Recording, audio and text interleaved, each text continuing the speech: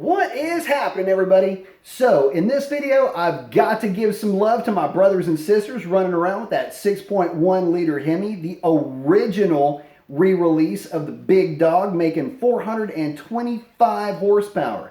An iconic figure for any Mopar fan because it harkens straight back to the original 426 Street Hemi, making, that's right, 425 horsepower.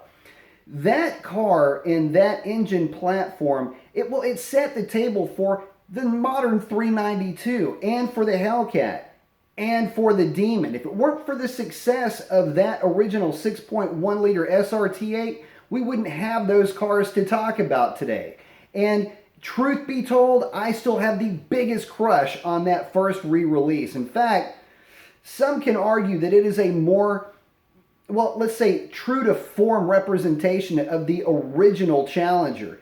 That's a bit debatable, but I will say this. I love the looks of them, no matter how you want to call it or classify it. And I do really have a crush on that engine. One of the reasons why is, well, it's a bit more simple than the 6.4 liter. There is no variable cam technology or variable runner intake manifold.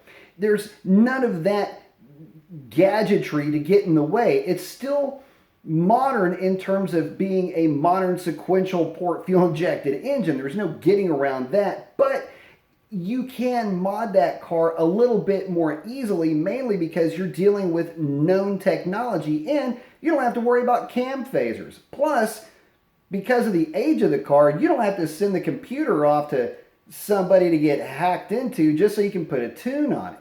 And because of that, it makes it really attractive to guys that want to get into a Mopar, a good solid displacement at that, at about 370 cubic inches, and make a ton of power in the process. Look, here's basically how it boils down. Because you don't have variable cam technology or variable runner intake, any of that stuff, you can put a cam in it that is still a little bit lopey, but will make decent top end power and still offer some pretty decent drivability down low. That intake manifold that it came with basically is a blank canvas. A little bit of porting on that intake manifold, maybe do a little bit of head work, but it's not necessary, along with the cam, and you can go from 425 horsepower at the flywheel to a car that's making an easy 425 to 430 horsepower to the rear wheels, and it's basically you're just working on an engine at that point. Whereas, and the tuning is basically the same as well. I don't want to forget that either. You get into the variable cam technology and the variable runner length, and it just adds this whole new meaning or whole new sense of complexity. Well, don't have to worry about that with the 6.1, not to mention the fact that the 6.1 is a known durable engine. I don't know, it's starting to sound pretty attractive if you think about it. So it's a bit more mod friendly, and because it's a bit more mod friendly, I'm still, I don't know, there's a part of me that kind of wishes I would have bought one. I'm not regretting buying my 2016 SRT, but the original SRT8, well, it would have come in a much lower cost because I would have bought a used car, but it's just a little bit more mod friendly.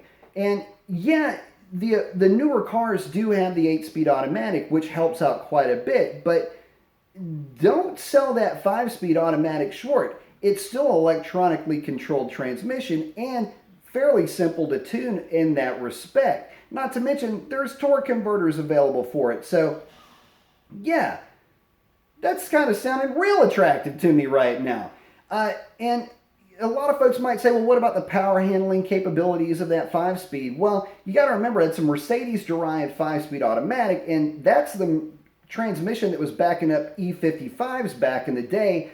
And there are plenty of guys making 500, 600, 700 horsepower to the wheels with those things. So, yeah, I would say it does just fine. Or at least it can be made to do just fine. And considering the money that you would save going that route, kind of makes it a little bit even more attractive still. So, yeah, if it sounds like I'm a little bit crushing on that 6.1, well, I do have a crush on it.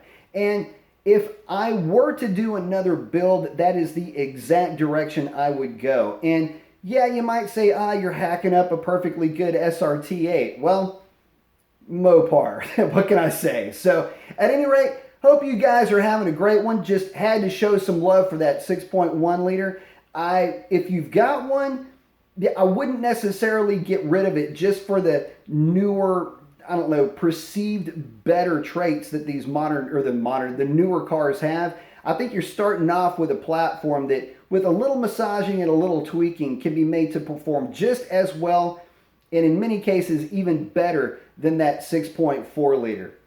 Post up, let me know what you guys are working on. Love to hear your stories with your 6.1, and that is a wrap. Adios.